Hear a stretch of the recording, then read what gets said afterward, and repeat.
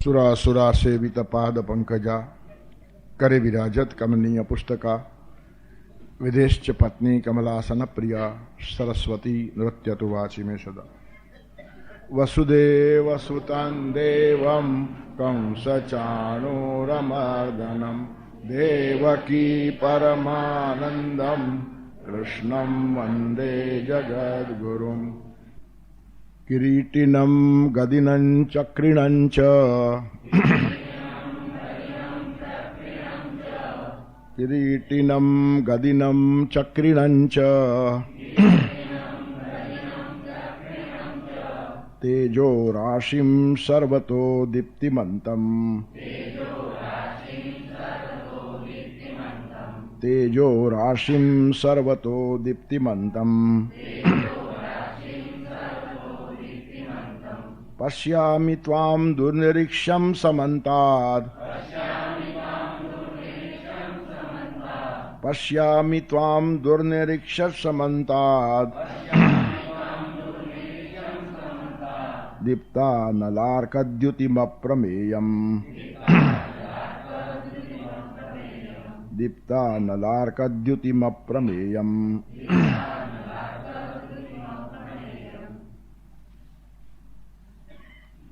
अर्जुन भगवान ने जुए છે તેનું બધું વર્ણન ચાલે છે કયા રૂપમાં જુએ છે કિરીટિનમ માથા પર મુકુટ છે કિરીટ એટલે મુકુટ ગદિનમ હાથમાં ગદા છે ચક્રિનમ હાથમાં ચક્ર છે કિરીટિનમ ગદિનમ ચક્રિણં ચ તેજો રાશિમ તેજનો સમૂહ છે રાશિ છે દુનિયાભરનું તેજ જેનું છે એના તેજમાં શું પૂછવાનું સૂર્ય ચંદ્ર તારા અને વિભૂતિ યોગમાં જેટલી વિભૂતિ કીધી બધાનું તેજ જ એમાંથી આવે છે મમ તેજંશ સંભવમ મેં ભગવાનને કહી જ નાખેલું દુનિયાભરમાં જ્યાં જ્યાં તેજ દેખાય તે પરમાત્માનો એક નાનકડો અંશ છે ત્યારે સાક્ષાત પરમાત્મા તેજો રાશિ જ હોય સવાલ નથી રાશિ એટલે જથ્થો સમૂહ તેજો રાશિમ સર્વતો દીપ્તિબંતમ અને ચારે બાજુ પ્રકાશિત સર્વતઃ કોઈ સાઈડ અંધકારમય હોતી જ નથી પરમાત્મા પાસે અંધારું છે જ નહીં પ્રકાશ પ્રકાશ પ્રકાશ સર્વતઃ આપણી પાસે ઘણું બધું અંધારું હોય આપણે નિર્માણ બી કરીએ ન હોય તો આપણે તો હોશિયાર લોકો છીએ તેથી પરમાત્માની પાસે સર્વતઃ ચારે બાજુ દીપ્તિમંત પ્રકાશ પ્રકાશ સિવાય બીજું કશું જ નથી અને પાછું તમને હું જોઉં છું પશ્યામી કેવા દીપ્ત અનલ અર્ક દ્યુતિમ અનલ એટલે અગ્નિ અને અર્ક એટલે સૂર્ય દીપ્ત અનલ અર્ક પ્રજ્વલિત જે અગ્નિ અને સૂર્ય છે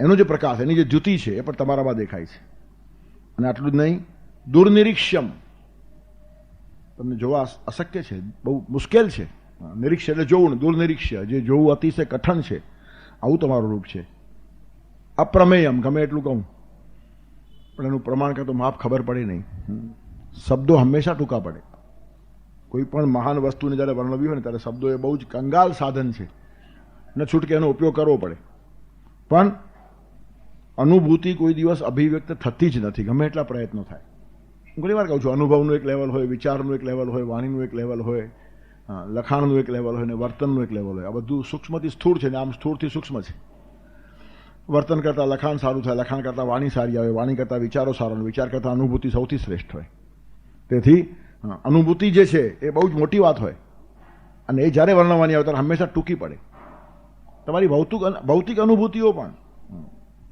તમે ખરેખર કોઈને સાચો પ્રેમ કર્યો હોય તો તમે વર્ણવી શકતા નથી શબ્દો હંમેશા ટૂંકા પડે છે તેથી અલ્ટિમેટલી પછી મૌન એ જ શ્રેષ્ઠ સાધન છે અવચન ને પ્રવચન શ્રેષ્ઠ પ્રવચન કહ્યું જ્યારે વચન બંધ થઈ જાય ત્યારે શ્રેષ્ઠ પ્રવચન પછી બોલવાની જરૂરિયાત જ મહેસૂસ ન થાય વાઇબ્રેશન્સ પોતાની મેળે ફેલાતા જાય અને બધા જ મહાપુરુષોનો અલ્ટિમેટલી આ જ અનુભવ છે કે ધીરે ધીરે ધીરે ધીરે વાણી ઓછી થતી જાય એનું કારણ જે સમજાવવાની વાતો હતી એ સમજાવતા સમજાવતા પછી એમ લાગે સમજાવવા જેવું કંઈ છે જ નહીં તેથી ટોચના જે ભાવો છે કોઈ પણ હશે પછી ભૌતિક હોય નૈતિક હોય સાંસ્કૃતિક હોય આધ્યાત્મિક હોય પરાકાષ્ઠા ઉપર જાઓ ને ત્યારે શબ્દો ખલાસ થઈ જાય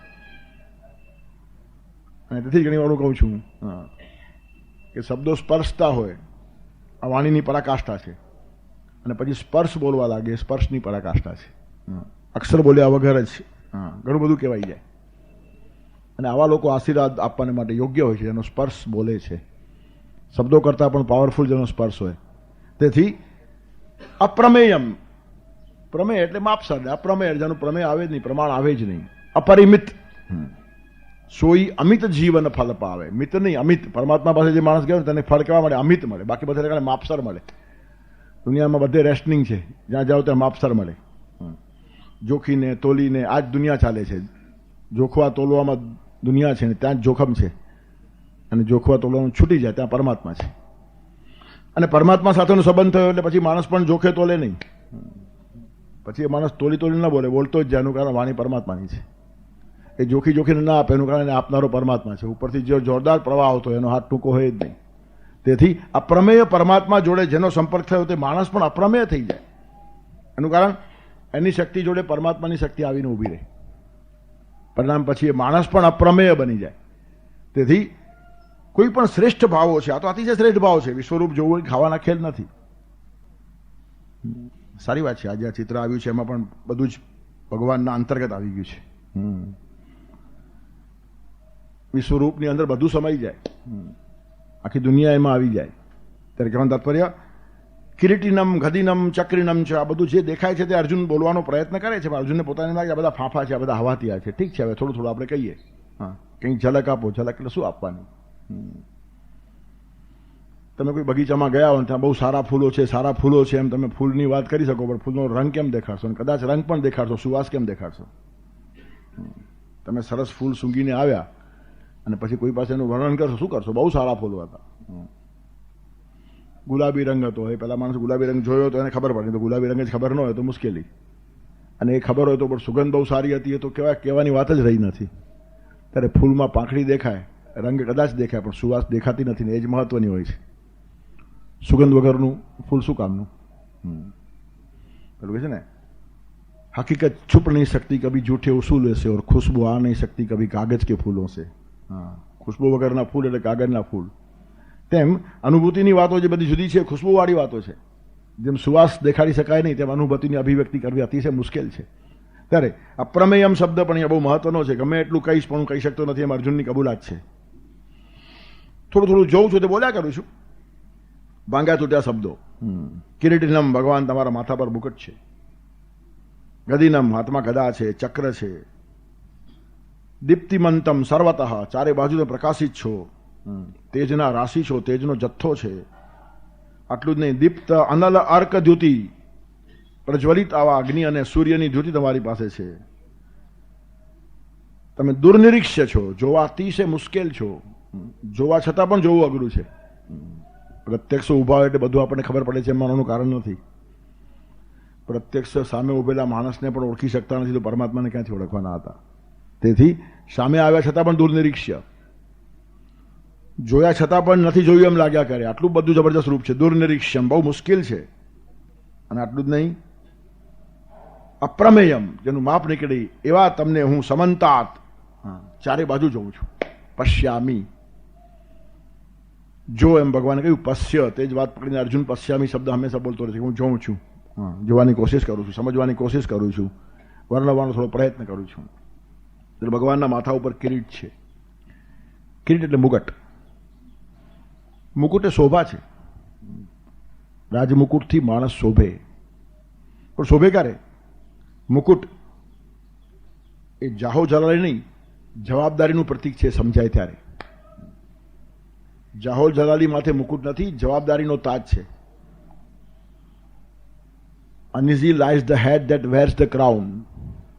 મુકુટ પહેરે તેના માથામાં બેચેની હોય છે. એનું કારણ બધાને ચેનમાં રાખવાના છે. રાજાની જવાબદારી બહુ મોટી છે. એ પોતે બેચેન થાય. શા માટે? બધાને ચેન મળે એટલા માટે. તેથી મુકુટ એ બેચેની છે. જવાબદારી અદા કરવી હોય તો, બાકી મોજશોખ કરવી હોય તો ફરા કરે. આવા ઘણા થર્ડ ક્લાસ રાજાઓ થયા છે કે જેને મોજશોખ અને ભોગવિલાસમાં બધું વેડફ્યું. પણ મુકુટ એ શોભા ક્યારે બને? જો એ જવાબદારી તરીકે સ્વીકારવામાં આવે તો.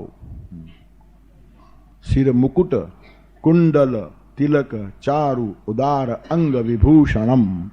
શિર મુકુટ, ભગવાન રામે મુકુટ માથે ધારણ કરેલું, પણ એ જવાબદારીનું પ્રતીક છે, જાહો જલાલું નહીં. અને એટલે રામની પ્રતિજ્ઞા હતી, સ્નેહમ દયામ ચ સૌખ્યમ ચ યદિવા જાનકીમપી આરાધનાય લોકસ્ય મુંચતો નાસ્તિ મે વ્યથા. મારા જીવનનો સ્નેહ મારા જીવનની દયા, મારા જીવનનું સુખ, અને જરૂર પડે તો જાનકી પણ લોકોના આરાધન માટે, લોકોની પ્રસન્નતાને માટે બધાનો હું ત્યાગ કરીશ. આ જવાબદારી છે. રાજ્ય ભોગવવાને માટે મુકુટ નથી, લોકોની સેવા કરવાને માટે મુકુટ છે. એનું મુકુટ શોભે. તેથી મુકુટ એ જવાબદારીનું પ્રતીક છે.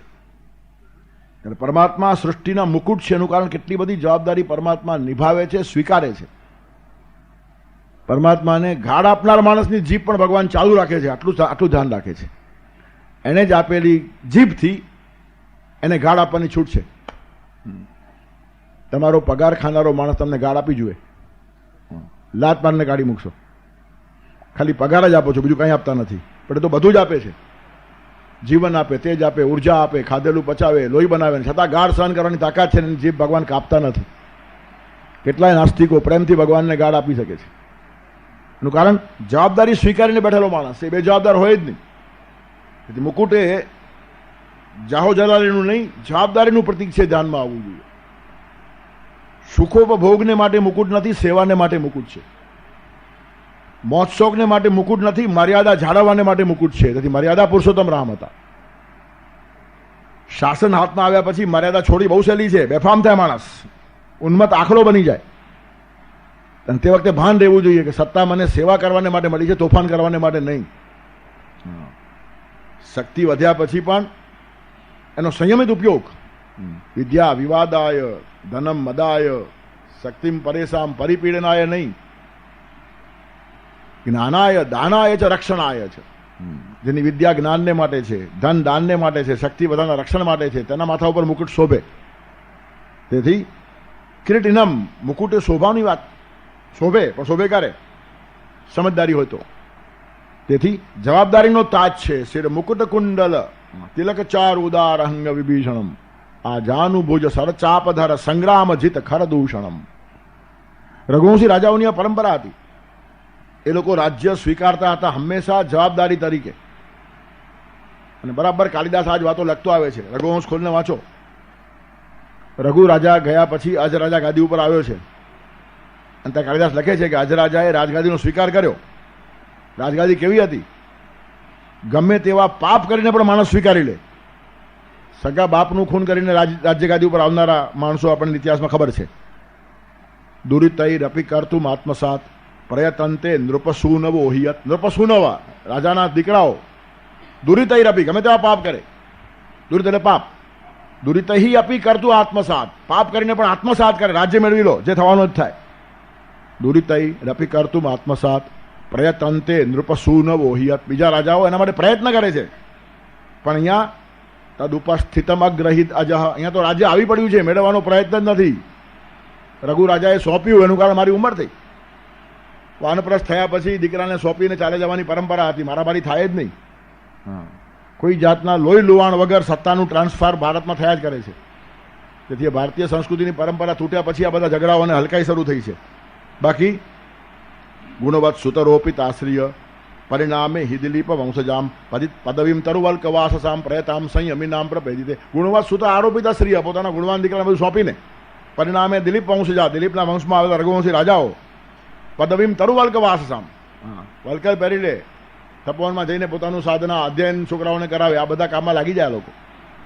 તેથી આ એક પરંપરા હતી. તેથી અજને રાજ્ય મેળવવા માટે કોઈ મહેનત પડી નથી. તદ ઉપસ્થિતમ આવી પડેલું, અગ્રહિત સ્વીકાર્યું એને. અને કેવી રીતનું? ત્યાં મહત્વની વાત છે. પિતુરાજ્ઞા ઇતિ, પિતાએ કહ્યું છે માટે રાજ્ય સ્વીકાર્યું છે. ન ભોગ તૃષ્ણયા, એની પછવાડે ભોગની તૃષ્ણા હતી જ નહીં. આ કામ કાલિદાસે કર્યું છે. બહુ ઓછા માણસોને ખબર છે. કાવ્ય લખતા લખતા આખા સંસ્કૃતિનો પરિચય આપ્યો છે કે આ ભારતની પરંપરા છે. વાનપ્રસ્થ થયો એટલે બાપ ધીરે ધીરે આગોત થવા લાગે. 50 વર્ષથી વળવાની શરૂઆત, હું ઘણીવાર કહું છું, ષષ્ઠી પૂર્તિ થઈ એટલે વાત પતી ગઈ. 60 વર્ષ પછી આપણે જગતમાં નથી એમ જેને જીવતા આવડે ને એ જ ખરો જીવ્યો છે. બાકી છેલ્લે સુધી દાદાગીરી કરતો બેસે એ માણસ ન કહેવાય. 80 વર્ષ સુધી એક જ પ્રકારનું જીવન, વળાંક છે જ નહીં. અટકતા આવડતું જ નથી. દોડ્યા જ કરે, દોડ્યા જ કરે. હું આ પામું ને તે પામું, ના કોઈ ટકે મારી સામું, કોદીએ લોભ તણા પથ પર તું થોભ નહીં તો થાકી જઈશ.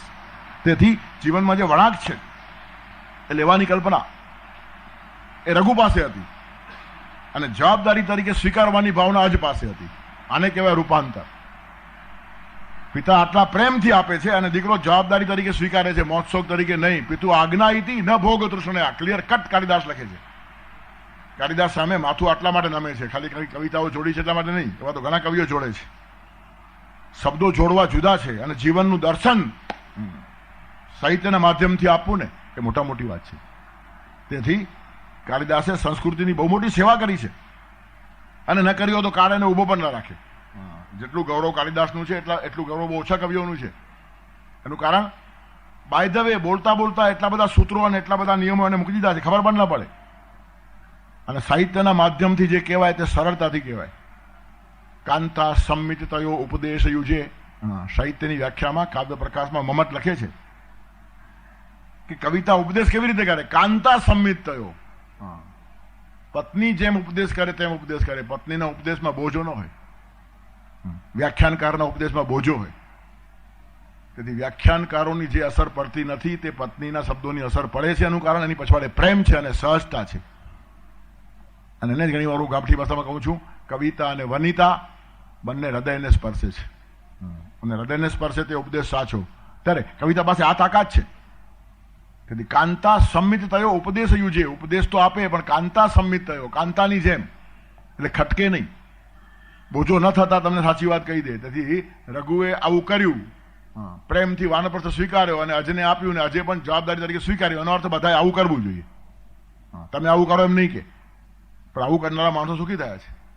એમ તમને એક અંગુલી નિર્દેશ, સીધો ઉપદેશ કોઈને ગમતો નથી. અને શિક્ષણ શાસ્ત્ર પણ ના જ પાડે છે, બહુ ડૂઝ અને ડોન્ટ્સમાં પડો નહીં. આમ કર તેમ કર, આમ કર તેમ કર, આમ નહીં કર, એમ કઈ કહીને મગજ ખરાબ થઈ જાય. તેના કરતા સારું ચિત્રો, જો આને આવું કર્યું કેટલો મહાન થયો, બસ એના મગજમાં આદર્શ આવી ગયો કે આવું કરવાથી મહાન થવાય છે. આમ કર તેમ કર, આમ તેમ કર, ખલાસ થઈ ગઈ વાત. એમાં નિરસતા આવી ગઈ, એમાંનું કાવ્ય ગયું, એમાંનો લય ગયો.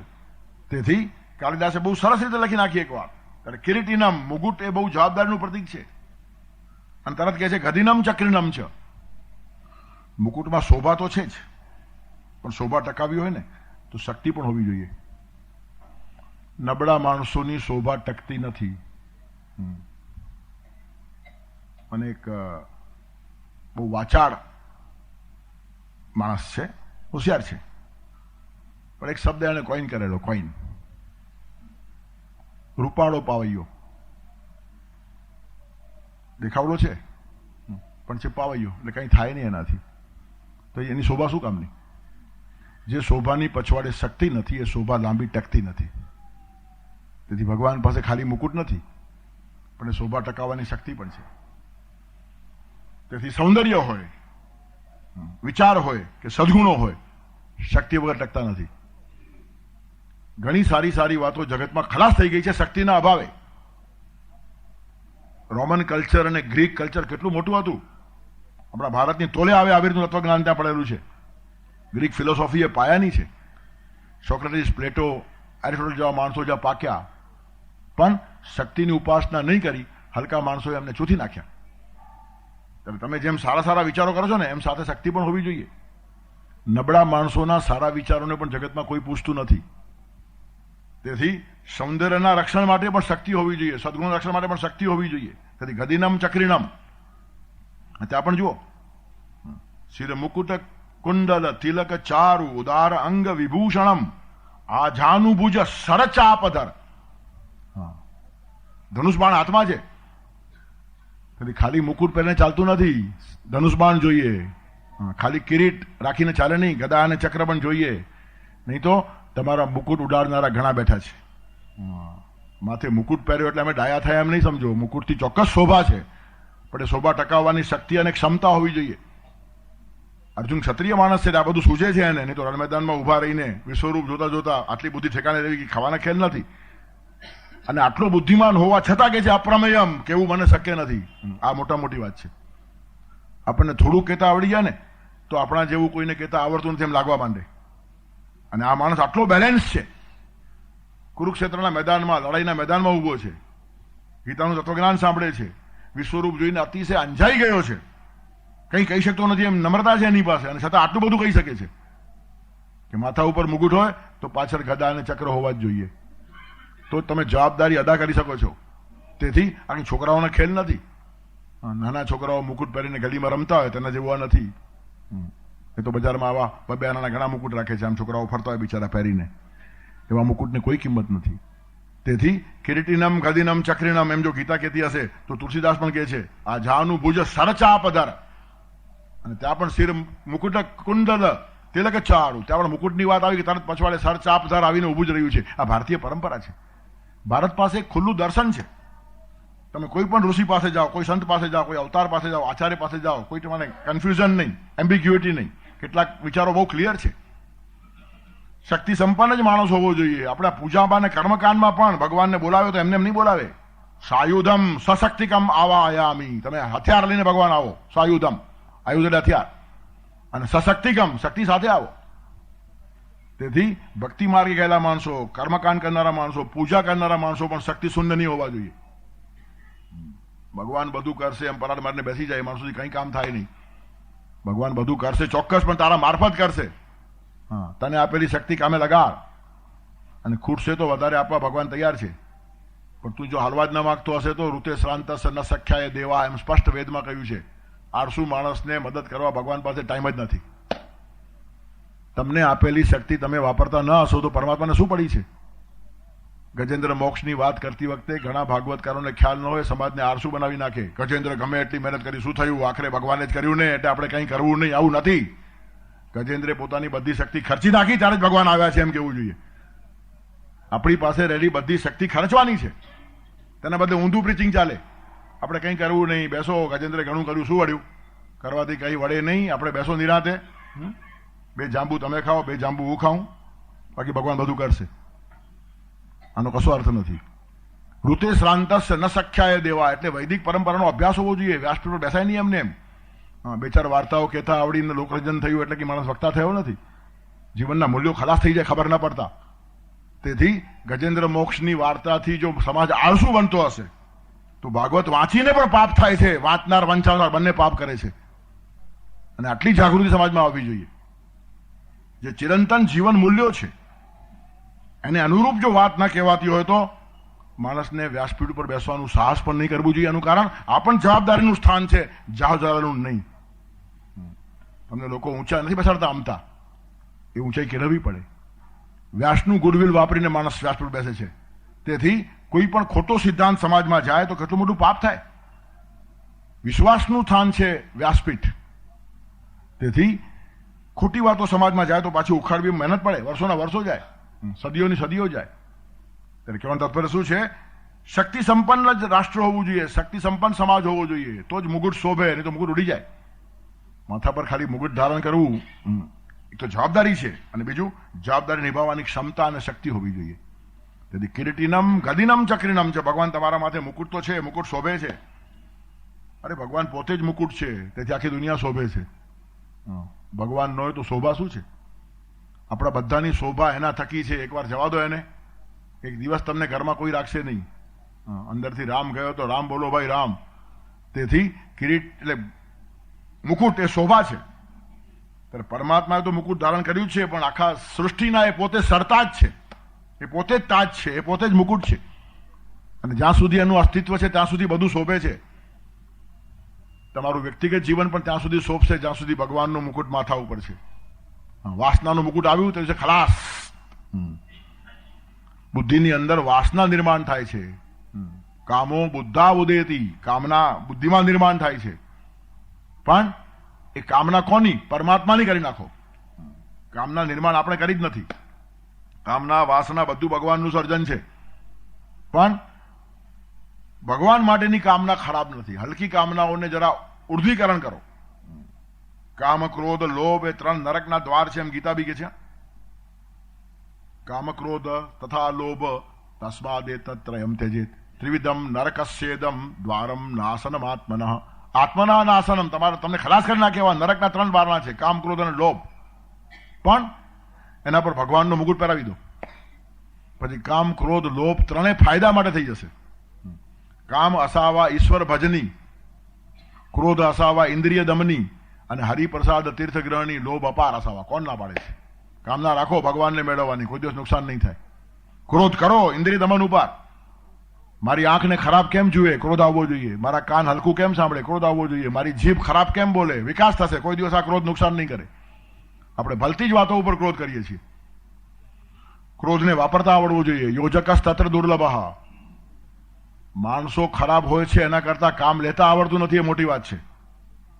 ગમે તેવા માણસો પાસે કામ લેવાની ઘણા લોકો પાસે ક્ષમતા હોય છે, બહુ હોશિયાર માણસો છે. તેથી યોજકસ તત્ર દુર્લભ. અયોગ્ય પુરુષો નાસ્તી. એક પણ માણસ અયોગ્ય છે જ નહીં. નાટક લખવા માટે કાલિદાસ કામ લાગે, પણ એને ખુરશી બનાવવાનું ન કહેવાય. અને સુથાર ખુરશી બનાવતો તેને શાકુંતલ લખવાનું ન કહેવાય. આટલી અક્કલ હોવી જોઈએ તો બધા પાસેથી કામ લઈ શકાય. તેથી કામ, ક્રોધ, લોભ બધાને કેમ વાપરવાના આપણને આવડતું નથી ને ગાળ આપણે એને આપીએ છીએ. તેથી તુકારામ કહે છે કામ અસાવા રાખો ને, કોણ ના પડે છે? પણ ઈશ્વર ભજની, ભગવાનનું કામ કરવાનું, ભગવાનનું ભજન કરવાનું, ઈશ્વર પાસે જવાની કામના. મારે પરમાત્માને જોવા છે, આ કામના ખરાબ નથી. કામ અસાવા ઈશ્વર ભજની, ક્રોધ અસાવા ઇન્દ્રિય દમની. આપણી ઇન્દ્રિયોને પકડો બરાબર. કેમ જાય છે આડી અવડી? થોડો ક્રોધ આવવો જોઈએ. સાત્વિક ક્રોધ છે, આમાં નુકસાન ના થાય. અને હરિપ્રસાદ તીર્થ ગ્રહણી લોભ અપાર અસાવા. હા, ભગવાન પાસેથી જેટલું મળે એટલું ઓછું લેતા જ જાઓ અને વેચતા જાઓ. પ્રસાદ છે, રાખો નહીં. લેવાની મનાઈ નથી, પણ રાખવાની મનાઈ છે. એટલે શબ્દ આપણો પ્રસાદ. હરિપ્રસાદ તીર્થ ગ્રહણી લોભ અપાર અસાવા. પ્રસાદનો લોભ રાખો એટલે મેળવતા જાઓ. પણ પ્રસાદ છે માટે વેચ્યા વગર રહેવાય નહીં. ત્યારે મેળવવાનો લોભ, જેટલો પ્રસાદ મળે એટલો ઓછો છે. શા માટે મારે વેચવો છે? અને ક્યાં સુધી વેચવો છે? ત્રિભુવન સુધી. આવી એક ધારણા હોય તો નુકસાન ન કરે. કિરીટિનમ ગદિનમ ચક્રિનંચ. મુકુટ છે, જવાબદારીનું પ્રતીક છે, એ શોભા પણ છે, પણ એની પછવાડે ગદા અને ચક્ર એટલે શક્તિ સંપન્નતા હોવી જોઈએ. સદગુણો પછવાડે શક્તિ, સૌંદર્ય પછવાડે શક્તિ, સદવૃત્તિઓ પછવાડે શક્તિ, સદવિચાર પછવાડે શક્તિ, અને તો જ એ મુકુટની જેમ શોભે. ત્યારે કિરીટિનમ ગદિનમ ચક્રિનંચ તેજો રાશિમ સર્વતો દીપ્તિમંતમ. બધી બાજુથી પ્રકાશમાન છે. પ્રકાશ પ્રકાશ પ્રકાશ. જ્ઞાન એટલે જ પરમાત્મા. જ્ઞાનમ બ્રહ્મ એમ કહ્યું છે. જ્ઞાન એ પરમાત્મા છે અને જ્ઞાન એ જ પ્રકાશ છે. Knowledge is light. જ્ઞાન એટલે પરમાત્મા અને જ્ઞાન એટલે પ્રકાશ. તો પરમાત્મા પ્રકાશ જ થયા ને. બંને માટે અધરવર જ્ઞાન વાપરી શકાય. પરમાત્મા માટે બી જ્ઞાન વપરાય અને પ્રકાશ માટે પણ જ્ઞાન શબ્દ વપરાય છે. તેથી સત્યમ જ્ઞાનમ અનંતમ બ્રહ્મ, પરમાત્માની વ્યાખ્યા જ આવી રીતની છે. સર્વતો દીપ્તિમંતમ, બધી બાજુથી પ્રકાશમાન છે ને તેજો રાશિમ, તેજનો રાશિ છે. ભગવાન નિસ્તેજ છે જ નહીં, પણ દીપ્તિમંતમ પ્રકાશિત કરે છે. બાળનારું તેજ નથી, પ્રકાશ આપનારું તેજ છે. તેજ માણસ પાસે જોઈએ પણ બાળનારું નહીં. અને એટલે ભગવાનનું વર્ણન છે નમઃ શાંતાય તેજસે. શાંતિ અને તેજ સાથે રાખતા આવડે ને એ મહાપુરુષ છે. સૂર્ય અને ચંદ્ર બંને ભગવાનની આંખ છે. એક આંખ સૂર્ય છે ને એક આંખ ચંદ્ર છે. એકમાંથી અંગારા જરે છે, એકમાંથી અમૃત જરે છે, અને બંને જરૂર છે. તેથી તો ત્વમેવ માતા ચ પિતા ત્વમેવ. પરમાત્મા મા પણ છે અને બાપ પણ છે. માની જેમ મમતા આપતા પણ આવડે છે અને બાપની જેમ કડક થતા પણ આવડે છે. એનું કારણ જવાબદારી છે અને આખી સૃષ્ટિ ચલાવવાની છે. તેથી એકાંગી પરમાત્મા નથી, સર્વાંગી છે. તેજો રાશિ, તેજનો રાશિ છે.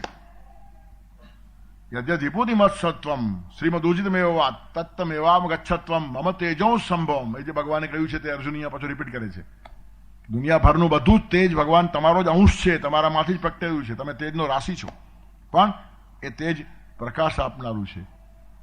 બાળનારું પણ નહીં અને આંજી નાખનારું પણ નહીં. ટ્યુબલાઇટનો પ્રકાશ કદાચ આંજી પણ નાખે, સર્ચ લાઇટ મોટી પડી હોય તો આંજી પણ નાખે, હેલોઝન આંજી પણ નાખે, પણ મંદિરનો દીવો છે ને મંદ મંદ પ્રકાશ આપે. શાંતિ મળે. ત્યારે ગમે એટલી લાઇટો વધે પણ દીવાનું મહત્વ છે. એનું કારણ એક લાઇટને ઘસીને બીજી લાઇટ પ્રગટતી નથી, પણ એક દીવાને અડીને બીજો દીવો પ્રગટે છે. દીવો એ જીવંત છે. તેથી 500,000 દીવાને પ્રગટાવી નાખે ને દીવાને કોઈ અહંકાર નથી. એક દીવો 500 દીવડાને પ્રગટાવે પછી કોઈ દિવસ દાવો નથી કરતો કે આ 500 ને મેં પ્રગટાવ્યા, નહીં તો કોણ પ્રગટાવતે, કોણ પહેલો હતો એ ખબર જ ના પડે. આવી જબરજસ્ત લોકશાહી ત્યાં છે. તેથી દીવો એ બહુ મહત્વનો છે. તેથી ગમે તેટલી લાઇટો થાય પણ દીવો મંદિરમાં કાયમ રહેશે, દીવો ઘરમાં કાયમ રહેશે. દીવામાં જ પરમાત્મા તત્વ છે. દીપ દીક્ષા એ શ્રેષ્ઠમાં શ્રેષ્ઠ દીક્ષા છે. એનું કારણ મંદ મંદ મંદ મંદ પ્રકાશ આપીને તમને ઠંડક આપે છે. તેથી પ્રકાશ અને ઠંડક બંને આપવાનું કામ પરમાત્મા કરે છે. તેજનો રાશિ પણ છે અને છતાં પણ દીપ્તિમંતમ પ્રકાશિત તેજ છે. અનલ અને અર્ક દ્યુતિમ, જેની પાસે અનલ એટલે અગ્નિની દ્યુતિ છે, પ્રકાશ છે, અને સૂર્યનો પ્રકાશ પણ છે. સૂર્ય જીવન આપે, તેજ આપે, ઉર્જા આપે, બધું જ આપે છે. સૂર્યને આપણે નારાયણ કહીએ. સૂર્ય નારાયણ ભગવાનનું સ્વરૂપ છે. એનું કારણ આપતા જ શીખ્યો છે. સૂર્ય કશું લેતો નથી અને થોડું ઘણું લે છે તે પણ પાછું આપવાને માટે. હા, પૃથ્વીને એમ ન થાય કે હું ખાલી લેનાર જ છું. તમે જેને કશુંક આપો છો ને તેની પાસેથી કશુંક લો, બરાબર, ટોકન તરીકે પણ. એનું કારણ એ માણસ હોશિયારો નહીં થાય. હા, હું મફત લઉં છું એમને લાગવું નહીં જોઈએ. ગુરુ પૂજનની પછવાડે આ ભાવ છે. ગુરુ પુષ્કળ આપે છે, તમે શું એને આપવાના હતા? તમને જીવન આપનાર માણસ છે ગુરુ. તેની સામે કરોડો રૂપિયા તુચ્છ છે, પણ છતાં ગુરુ થોડુંક સ્વીકાર કરે. એનું કારણ સમાજ હોશિયારો ન થાય, ખાલી અમે લેનાર છીએ એવું ન લાગે. સૂર્યને કંઈ જોઈતું નથી, આપવા જ જન્મેલો છે, જીવન છે, સાક્ષાત નારાયણનું સ્વરૂપ છે. એકાદશી ભગવાન સુઈ જાય છે એનું કારણ કામ કર્યા પછી ખબર નહીં પડવી જોઈએ. તેથી ઉલટાનું સામેના માણસનું તેજ જાળવે. પૃથ્વીને એમ ન લાગવું જોઈએ કે હું લીધા જ કરું છું, તેથી મેં પણ તારી પાસે પાણી લીધું એટલે પૃથ્વી ખુશ થાય કે સૂર્ય પણ ખેંચ્યું મારી પાસેથી. હા, તાપ વરસાવીને પાણી ખેંચ્યું, એના પણ વાદળ નિર્માણ થાય ને પાછા વરસી ગયા. અને ખેંચ્યું હોય તે ખારું હોય ને તો આપે પાછું મીઠું. તેથી સંતો અને વૃક્ષો ખારું પીને મધુર આપે. સાગર પાસે બી આ જ કહેવાય છે. વૃક્ષ પણ જો કાર્બન ડાયોક્સાઇડ લે અને ઓક્સિજન આપે. આ સંતનું જીવન છે. વૃક્ષન સે મત લે. તેવી રીતનું સૂર્ય જે ખેંચે છે પાણી, એને કંઈ જરૂર નથી પાણીની, પણ એ લે શા માટે? પાછું આપવાને માટે જ. પણ પૃથ્વી હોશિયારી ન થાય. આ ગુરુ પૂજન પાછળનો આ ભાવ ક્યાંનો ક્યાં ચાલ્યો ગયો. હવે ધંધાદારી તત્વો આવીને ઘૂસી ગયા આની અંદર. ગુરુ પૂનમ છે ને આવજો ને ચૂકતા નહીં ને મોકો છે. શું પથરા મોકો છે? આપ્યા વગર રહેવાય નહીં, અને લે તો આપણું ભાગ્ય છે. શું એને આપણે આપી શકવાના હતા? સૂર્યને પૃથ્વી શું આપવાની હતી? પણ પૃથ્વી હોશિયારી ન થઈ જાય એટલા માટે લઈને પણ સૂર્ય ઉપકાર કરે છે અને પાછું વરસાવી નાખે છે. અને ક્યાં મહોત્સવ કરવા છે? તેથી આ સમજતા આવડશે. સૂર્યનું તેજ અનોખું છે, અગ્નિનું તેજ પણ આવું છે, ઉપયોગી છે. ઘરના ચૂલામાં ગોઠવાઈ જાય, તમારે રસોઈ બનાવી આપે. રાવણને ત્યાં દેવો નોકરો તો આપણા ઘરમાં નથી? અગ્નિદેવ આપણા ઘરમાં નોકરી જ કરે છે ને. ચૂલામાં બેસીને રસોઈ રાંધી આપે કોણ છે તારે? પવનદેવ આપણા ઘરમાં નોકરી જ કરે છે. પંખો ચાલુ કરીને પવન શરૂ થઈ ગયો અને આમે પવન આવતો જ છે, લહેર. એ સેવા માટે જ આવે છે ને. શું લેવાનું છે આપણી પાસેથી? પવનનો કંઈ ટેક્સ નથી અને સૂર્યના પ્રકાશનું કોઈ બિલ નથી. આ લાઇટનું બિલ પણ આવે. ઘણા માણસો કે પ્રકાશ તો આ લાઇટ પણ આપે છે. આપતી હશે, પણ એનું બિલ આવે છે, સૂર્યનું બિલ આવતું નથી. ત્યારે દિલથી જે કામ થાય તે જુદું ને બિલથી જે કામ થાય તે જુદું. બિલવાળી બત્તીઓ ઘણી બળતી હોય, દિલવાળો સૂર્ય તપતો હોય ને ત્યારે સમાજની જાગૃતિ આવે. ત્યારે કહેવાનું તાત્પર્ય શું છે? સૂર્યનું એક અનોખું તેજ છે. અગ્નિ પણ પોતાના જીવનને અર્પીને રસોઈ પરિપક્વ કરી આપે છે આપણને. હૂંફ મળે, ઠંડી ગમે એટલી હોય તો આપણા પાસે બેસો, ઠંડી ઓછી લાગે. તેથી અગ્નિ પાસે હૂંફ આપવાની તાકાત છે, રસોઈ બનાવી આપવાની ક્ષમતા છે. અને બધા જ ગુરુઓ અગ્નિ પૂજન કરતા હતા. અને જ્યાં સુધી ગુરુઓ અગ્નિ પૂજા કરતા હતા ત્યાં સુધી જ રાષ્ટ્રનું કલ્યાણ હતું. એનું કારણ એ ગુરુ લાચાર બને જ નહીં જે અગ્નિની ઉપાસના કરે. અગ્નિ હૂંફ આપે, ઉષ્મા આપે, ચૂલામાં જાય, રસોઈ બંધી આપે, પરિપક્વ તમને ખાવાનું ખવડાવે, પણ અગ્નિ કોઈના ખિસ્સામાં જાય ખરો? તેમ શિક્ષક સમાજને પરિપક્વ કરે, હૂંફ આપે, સરસ બાળકો તૈયાર કરીને સમાજમાં મૂકે, પણ કોઈના ખિસ્સામાં ન જાય. અને જે દિવસથી શિક્ષકોને ગુરુઓ ખિસ્સામાં જવા લાગ્યા તે દિવસથી સત્યાનાશ થયો છે આ રાષ્ટ્રનું. એને કીધું મારા એક ગઝલમાં, હું શિક્ષક છું, ઉપયોગી છું, અગ્નિસમ અન્ન પકાવું છું, પણ ગજવામાં મૂકવા ઈચ્છનારને દાહક થઈને દજાડું છું. શિક્ષક અને ગુરુ જ્ઞાન આપે, પ્રેમ આપે, હૂંફ આપે, પરિપક્વ બનાવે સમાજને, પણ નોબડી કેન પોકેટ હિમ. કોઈના ખિસ્સામાં જાય નહીં. સમ પ્રધાનેશુ તપોધનેશુ ગૂઢમ હિ દાહાત્મકમ અસ્તિ તેજ. કાલિદાસ લખે છે કે ઋષિઓ શાંત હોય છે, સમપ્રધાન છે, તપોધન છે, પણ અંદર ગૂઢમ હિ દાહાત્મકમ અસ્તિ તેજ. છેડતી કરો તો બાળી નાખશે એટલા ભયંકર હોય છે. કોઈ પણ માણસ ટોપી ઉડાવે એને ગુરુ ન કહેવાય. શિક્ષકની પોતાની એક ગરિમા હોય. બાળકો જોડે સમરસ થવાનું, એનો જોકર નહીં થવાનું. શિક્ષક પોપ્યુલર થવાને માટે છોકરાઓ ક્લાસમાં આવીને કે સાહેબ ફલાણી ફિલ્મનું ગીત ગાઓ, એ ગાવા લાગે. અને એ શિક્ષક લોકપ્રિય છે, તો વિદૂષક છે. વાંદરા જેવો નાચે છે વિદ્યાર્થીઓના કહેવાથી. મારે જે કહેવું છે તે જ કહીશ, અને છતાં લોકપ્રિય થવાની કલા હોવી જોઈએ. અગ્નિ કોઈના ખિસ્સામાં જાય નહીં અને કોઈના તારે નાચે નહીં, અને છતાં બધા અગ્નિની પૂજા કરે છે કે નહીં? તેથી ગુરુઓ અગ્નિ પૂજા આમથી નહીં કરતા હતા. આપણા પ્રત્યેક સંસ્કારોની પછવાડે અગ્નિ પૂજા છે. એનું કારણ અગ્નિ પાસે એક અનોખું તેજ છે. આપણે ઉપયોગી થવું છે, હૂંફ આપવી છે, ઉષ્મા આપવી છે, પણ કોઈના ખિસ્સામાં જવાનું નથી. નોબડી કેન પરચેઝ, કોઈ એને ખરીદીને ખિસ્સામાં ન મૂકી શકે. આવી રીતના વિદ્વાનો જ્યારે રાષ્ટ્રમાં પાકે ને ત્યારે એની કિંમત હોય. અને કાલિદાસે પોતાના જીવનમાં ગૌરવ દેખાડેલું હતું અને તેથી એની આજે કિંમત છે. સરસ્વતી માતા છે મારી, એના ખોળામાં છું, મને શું ઓછું પડવાનું છે? શા માટે 4 ભોગોને માટે કોઈના પગ ચાટતા બેસવાનું છે? તેથી આવી રીતનું જે તેજ છે અગ્નિનું, એ બધું પરમાત્મા દેખાય છે. અનલ અર્ક દ્યુતિ, અન એટલે અગ્નિ, શબ્દ સાર્થક છે. સંસ્કૃત ભાષામાં અલમ એટલે બસ, અલમ. તમે જમવા બેઠા હો, કંઈ જોઈતું ન હોય તો આમ અલમ કહેવાનું, બસ ઇનફ. આપણે કંઈ બસ થયું હોય નહીં જોઈએ તેમ અલમ. અને અગ્નિને કહેવાય છે અન અલમ, જે કોઈ દિવસ બસ કહેતો નથી. અગ્નિમાં બધું હમાઈ જાય, બસ થાય. ગામોના ગામો જલી જાય, જંગલના જંગલ જલી જાય, પણ કોઈ દિવસ બસ થાય જ નહીં. તેથી બ્રાહ્મણ અગ્નિ, યમો રાજા, પયોધિ, રુદરમ ગ્રહમ, આ 7 વાતો કોઈ દિવસ ભરાતી નથી. બ્રાહ્મણ ગમે એટલું આપે એને ઓછું જ લાગે. અગ્નિ ગમે એટલું હમો, બ્રાહ્મણો, અગ્નિ, રાજા, વૈદ, બધા આ લોકો છે ભરાય નહીં. યમરાજે કેટલા લોકોને મારે, પણ બસ કહેશે કોઈ દિવસ નહીં. બ્રાહ્મણો, અગ્નિ, યમો, રાજા, રાજાને ગમે એટલો ટેક્સ આવો પૂરો થાય કોઈ દિવસ? નવા ટેક્સ કેમ નાખવાના જોયા જ કરતો હોય. બ્રાહ્મણો, અગ્નિ, યમો, રાજા, પયોધિ, સાગર, ગમે તે નદીઓ આવે સાગર છલકાય નહીં. ઉદરમ, આ પેટ ભરાતું નથી. જન્મ્યા ત્યારથી જે ખાઈએ છીએ ટોટલ મારો, ગભરાટ થાય. ખાંડીઓને ખાંડી ખાઈ ગયા છીએ, સરળો નથી મારતા એટલે વાંધો નથી આવતો, પણ રોજનું ટોટલ મારો, પણ છતાં આ પેટ ખાલીનું ખાલી. તેમ ઘર કોઈ દિવસ ભરાય નહીં. એકે દિવસ ઘરમાં એવો નથી કે આજે કંઈ લાવવાનું નથી. છેવટે કાંઈ નહીં તો કોથમીર લાવવાની હોય, એકાદ લીંબુ પણ લાવવાનું હોય. તેથી ન ભરાનારી વાતો છે. ત્યારે અગ્નિનું નામ અનલ એ સાર્થક છે, પણ એનું તેજ ઉપયોગી છે. સૂર્યનું તેજ, અગ્નિનું તેજ, એ બધું તમારામાં દેખાય છે. અને દુર્નિરીક્ષ તમને જોવા અઘરા છે. પાપી માણસ તો જોઈ શકે નહીં, એનું કારણ ભગવાન સામે આંખ મેળવવાની હિંમત જ નથી, એના માટે દુર્નિરીક્ષ જ છે. અશક્ત માણસ જોઈ શકે ને, કાંઈ જોવાની શક્તિ નથી. પાપીની હિંમત નથી, અને અશક્ત માણસ પાસે જોવાની શક્તિ નથી. અને જેની પાસે શક્તિ છે ને, તેને શરમ લાગે છે કે શું જોવું, એવું મેં શું કર્યું છે કે પરમાત્માની સામે આંખથી આંખ મિલાવવું. તેથી કોઈ પણ માણસ હશે, પાપી માટે બી દુર્નિરીક્ષ, અશક્ત નબળા માણસ માટે બી દુર્નિરીક્ષ, અને ખરેખર જેને વિકાસ સાધ્યો હશે ને તેને અર્જુન જેવો માણસ પણ કે દુર્નિરીક્ષ. એનો કેટલો વિકાસ થયો છે અર્જુનનો, તો બહુ એની હાઈટ છે ને ઊંચાઈ છે, પણ એને દુર્નિરીક્ષ લાગે છે. એનું કારણ જોવાનો થોડો સંકોચ પણ થાય. બહુ પ્રિય વ્યક્તિને જોવામાં એક સંકોચ થાય, અને એક મધુર શરમ કહેવાય. પ્રિયતમા પોતાના પ્રિયતમને જુએ ત્યારે થોડી સંકોચ આવી જાય. જુએ ખરું, પણ આડું જુએ, ડાયરેક્ટ ન જુએ. હવે કાળ બદલાયો છે, હવે તો કંઈ સવાલ નથી આવતો, પણ એક કાળે પોતાનો પતિ કોણ છે એ કેટલું કાવ્યાત્મક રીતે કહેવાતું હતું. 5-7 જણા ઊભા હોય, તેમાં આ તારો પતિ તો કશું બોલે નહીં, આ તારો પતિ કશું બોલે નહીં, આ તારો પતિ કશું નહીં. ખરેખર પેલો આવે ને ત્યારે આમ નીચું જોઈ જાય એટલે સમજી જવાનું કે આ છે. એમાં એક કાવ્ય હતું, એમાં એક માધુર્ય હતું, એમાં એક શરમ ને લજ્જા હતી. હવે તો હાથ પકડીને ઊભો કરે, meet my husband mister so and so. એટલે એમાંનું કાવ્ય, એમાંનું રહસ્ય આપણે ખોઈ નાખ્યું છે, પણ એ કાવ્યાત્મક છે.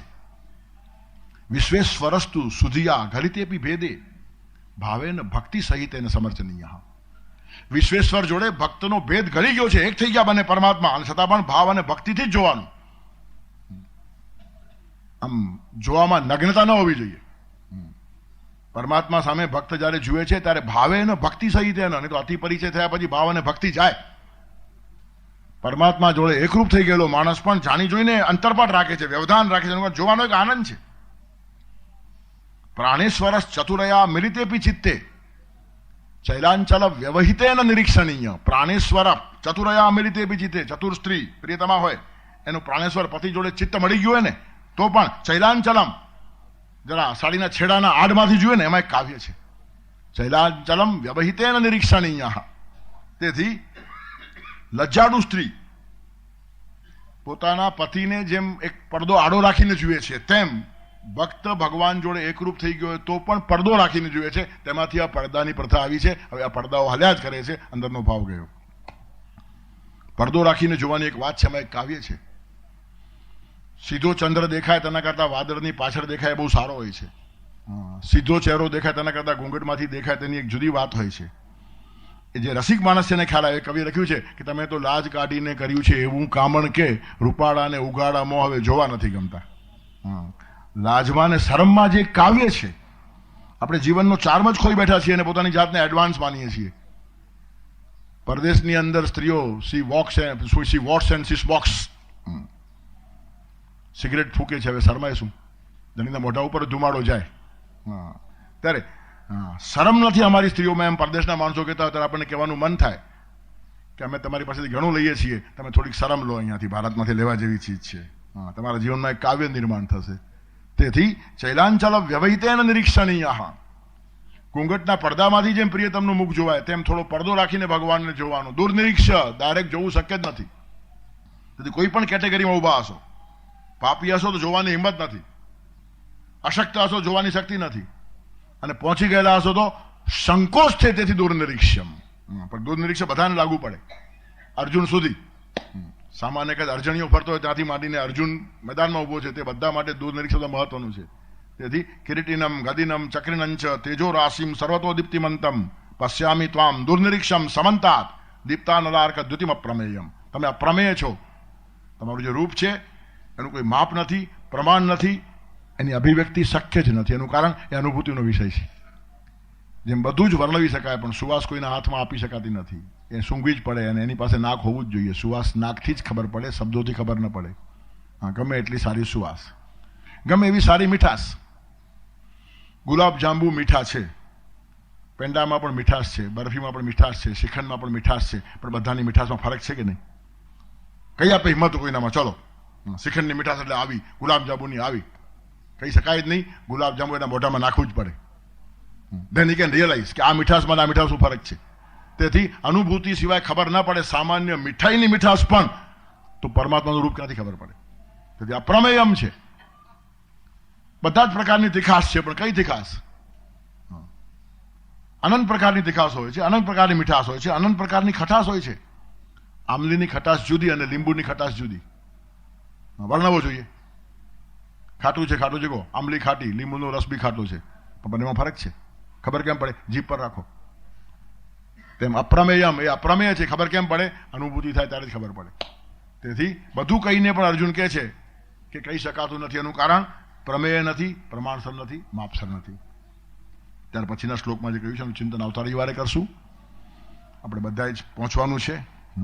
8:30 વાગે બસ સ્ટાર્ટ થાય તો કલાક સવા કલાકે માંડ પહોંચે. રાઈટ 10 વાગે કાર્યક્રમ ત્યાં શરૂ થઈ જશે. ત્યારે અહીંયા આપણે અટકીએ છીએ અને જ્યાં જઈએ છીએ ત્યાં પણ આ જ ચાલવાનું છે. એટલે અહીંયા અધુરાશ જેવું છે નહીં. ત્યાં પહોંચશું આપણે અને વ્યવસ્થામાં ગોઠવાઈ જશું. જ્યાં વ્યવસ્થા છે મને ખબર નહીં શું છે, જે હશે તે, પણ આપણે તો વ્યવસ્થા સાચવનારા માણસો છીએ, માગનારા માણસો નથી. ત્યારે જે વ્યવસ્થા હશે તેમાં સરસ રીતે ગોઠવાઈ જશું અને મુલુંડ અને આપણા ગીતા કેન્દ્રની સૌરભ વધારીને પાછા આવશું. લાગવું જોઈએ કે આ નિયમિત અભ્યાસ કરનારા માણસો કેવા હોય છે. We should be helpful. જ્યાં જ્યાં જરૂર પડે ત્યાં આપણે ઉપયોગી છીએ. આવા એક પવિત્ર ભાવથી આપણે જશું. આવતા રવિવારે પાછા આવશું અને નીચેના શ્લોકમાં શું કહ્યું છે એનું ચિંતન કરશું. ત્વમક્ષરમ પરમમ વેદિતવ્યમ ત્વમસ્ય વિશ્વસ્ય પરમ નિધાનમ ત્વમવ્યય શાશ્વત ધર્મ ગોપ્તા સનાતનસ્ત્વમ પુરુષો મતો મે વસુદેવ સુતં દેવં કંસચાણૂરમર્દનમ દેવકી પરમાનંદમ કૃષ્ણં વંદે જગદ્ગુરુમ ગુરુર્બ્રહ્મા ગુરુર્વિષ્ણુ ગુરુર્દેવો મહેશ્વર ગુરુ સાક્ષાત પરબ્રહ્મ તસ્મૈ શ્રી ગુરવે નમઃ.